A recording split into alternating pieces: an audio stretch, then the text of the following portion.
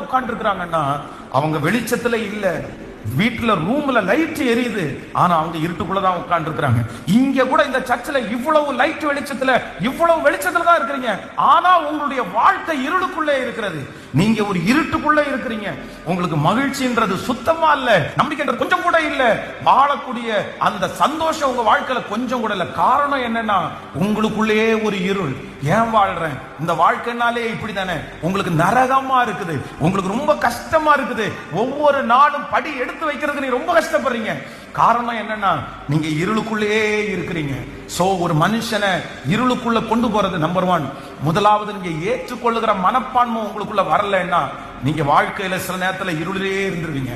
Number 2, இரண்டாவதாக, எந்த தேவனுடைய பிள்ளை நீங்க பயப்படுறீங்களோ, எந்த தேவனுடைய பிள்ளை எதுக்காக பயப்படுறீங்களோ, இந்த பயம் உங்களை கொஞ்சம் கொஞ்சம் கொஞ்சமா எங்க கொண்டு போயிடும் சொல்லுங்க? உங்களை இருட்டுக்குள்ள கொண்டு போயிடும்.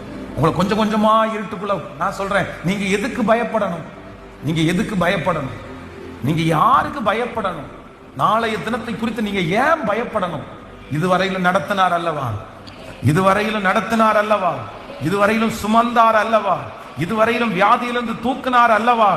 நிச்சயமாய் உங்களுக்கு ஒரு எதிர்காலம் உண்டு. நிச்சயமாய் சூழ்நிலைகள் மாறும். நிச்சயமாய் உங்கள் வெறுமையான படகுலே இயேசு ஏறுவார்.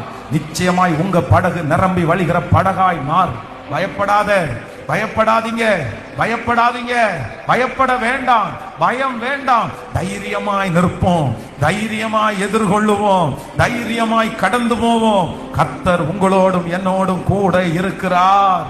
கர்த்தர் உங்களோடு என்னோடும் இருக்கிறார். நம்முடைய ஜெபத்திற்கு மிஞ்சி ஒண்ணும் இல்ல, நம்முடைய முழங்காலுக்கு மிஞ்சி ஒண்ணும் இல்ல.